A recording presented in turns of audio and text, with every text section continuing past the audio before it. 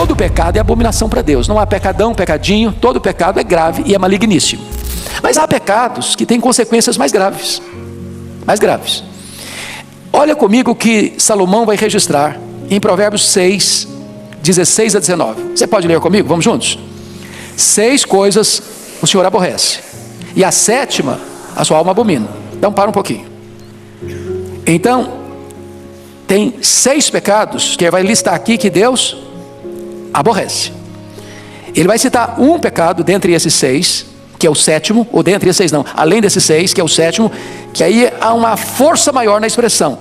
A alma de Deus abomina. Então vamos aos 6 que Deus aborrece. Primeiro, olhos altivos. Orgulho. Deus aborrece orgulho. Segundo, língua mentirosa. Mentira. Deus aborrece mentira. Terceiro, mãos que derramam sangue. Inocente. Assassinato. Desde a vida intrauterina, em qualquer fase da vida, Deus aborrece. Quarto, coração que trama projetos iníquos. Maldade. Deus aborrece. Quinto, pés que se apressam a correr para o mal. Violência. Deus aborrece. Sexto, pecado que Deus aborrece. Testemunha falsa que profere mentiras. Perjúrio. Último pecado, 7º, esse a alma de Deus abomina. Ou seja, para Deus é mais grave do que orgulho, para Deus é mais grave do que mentira, para Deus é mais grave do que assassinato, para Deus é mais grave do que violência, para Deus é mais grave do que perjúrio. O que é que a alma de Deus abomina? Vamos lá? E o que semeia? Contendas entre irmãos. Para um pouquinho agora para pensar, quão grave é isso aos olhos de Deus. É por isso que Tiago diz que se você não refreia a sua língua, enganando o seu coração, a sua religião é vã. Então, dito isto, vamos agora para Tiago 3, que é o texto em pauta. Começando com o verso 1, ele se dirige à igreja assim: meus irmãos. Quem são os meus irmãos? Capítulo 1, versículo 1, ele está se dirigindo às 12 tribos que se encontram na dispersão. Então é gente que está passando por lutas na vida. Quando você está passando por lutas na vida, sobretudo injustiça, que dispersão significa que o cara teve a sua casa saqueada, seus bens sequestrados, ele está perambulando pelo mundo, ele está passando uma situação difícil, e ele então se dirige a essa comunidade, diz: meus irmãos, não vos torneis muitos de vós mestres, sabendo que havemos de receber maior juízo. O que ele está dizendo? Que se você ocupa uma posição de destaque, de liderança, a régua vai ficar lá em cima. Quanto mais conhecimento, quanto mais responsabilidade, quanto mais liderança você exerce, maior é o grau de responsabilidade que vai se requerer de você, no trato da sua comunicação.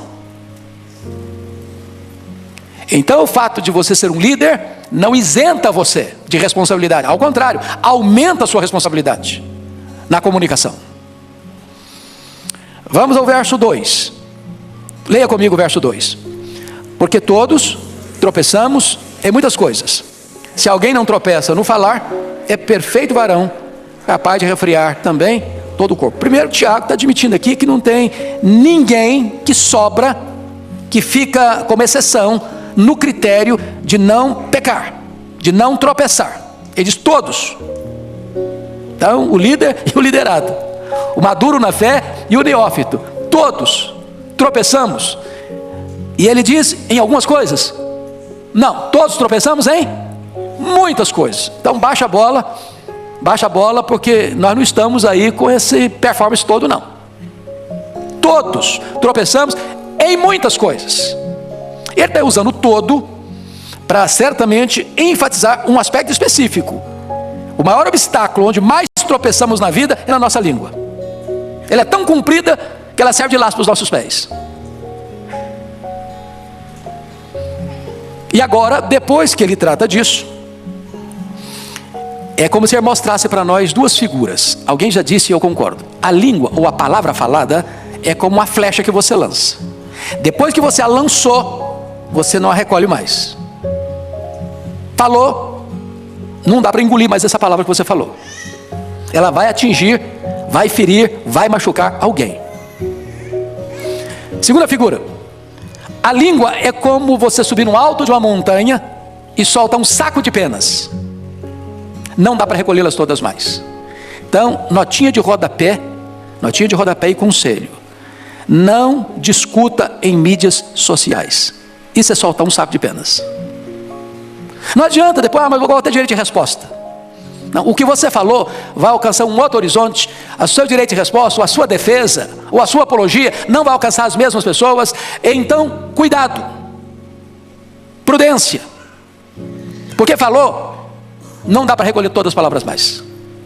Bom, dito isto, então agora vamos observar algumas coisas interessantes. Ele vai usar aqui 6 figuras sobre a língua: a figura do freio, a figura do leme, a figura do fogo, a figura do veneno, a figura da fonte e a figura das árvores frutíferas. São 6 metáforas que ele vai usar, instrutivas. Tiago é prático, Tiago é o Provérbios do Novo Testamento, e ele quer tornar esse assunto tão pedagógico, tão fácil de entendimento, que a melhor maneira de você ilustrar, ou orientar, ou clarear um conceito, é dando exemplo, usando figuras, imagens. Uma imagem ou um símbolo vale mais do que 1000 palavras. Então, notem comigo, por favor, versos 3 e 4. Vamos ler esses 2 versos juntos. Vamos lá? Ora, se pomos freio na boca dos cavalos para nos obedecer, também lhes dirigimos o corpo inteiro. Observai igualmente os navios, que sendo tão grandes e batidos de rijos ventos por um pequeníssimo leme, são dirigidos por onde quer o impulso do timoneiro. Então, quais são as 2 figuras que ele usa aqui? A figura do freio e a figura do leme. Eu não sei quantos aqui tiveram o privilégio, como eu, de nascer na roça, porque nascer na roça é um privilégio, sabia? É um privilégio, você tem conhecimento dos 2 lados da vida. E você já viu um potro, um cavalo jovem, com força? Ele é selvagem, ele não é dominado, não se pode montar nele, a não ser um profissional. Por quê? Porque ele tem força, e a força dele não está o quê? Domesticada. E ele é um risco, ele é uma ameaça, ele é um perigo. Ele vai usar a força dele para ferir você, para derrubar você, para machucar você. Mas acontece que tem profissionais, são os domadores, e botam um freio na boca dele. Daqui a pouquinho ele é domesticado. Uma criança pode subir nesse cavalo, ele tem a mesma força, ele tem o mesmo potencial, ele tem a mesma capacidade, mas agora ele obedece comando. Então, assim como o freio controla um cavalo que tem toda a força, mas não usa essa força para destruição, mas para o serviço, a língua, sendo um pequeno órgão no corpo, vai controlar você, para você não ser intempestivo, para você não ser destemperado, para você não trazer tragédias na hora de comunicar-se, mas ser o quê? Disciplinado. Segunda figura, um navio. Navio é grande, carrega muita carga, transporta muita gente, singra as águas dos oceanos mais profundos, suporta rajadas de ventos violentas. Mas esse navio tão grande é dirigido por um pequeno leme, e o timoneiro está lá no leme e vai guiando o navio para que ele não se arrebente nos rochedos, para que ele não passe perto dos icebergs e rasgue o casco e chegue ao naufrágio. Esse pequeno leme na mão do timoneiro é que vai conduzir o navio para onde o timoneiro quer, um lugar seguro, para sair e chegar em segurança. O que ele está dizendo? Que a nossa língua tem o poder de nos dirigir no meio das tempestades da vida, para não nos arrebentarmos nos rochedos da história, para não sermos feridos e nem ferirmos alguém com a nossa língua. Se você controla a língua, você tem bênção sobre você e bênção na vida dos outros.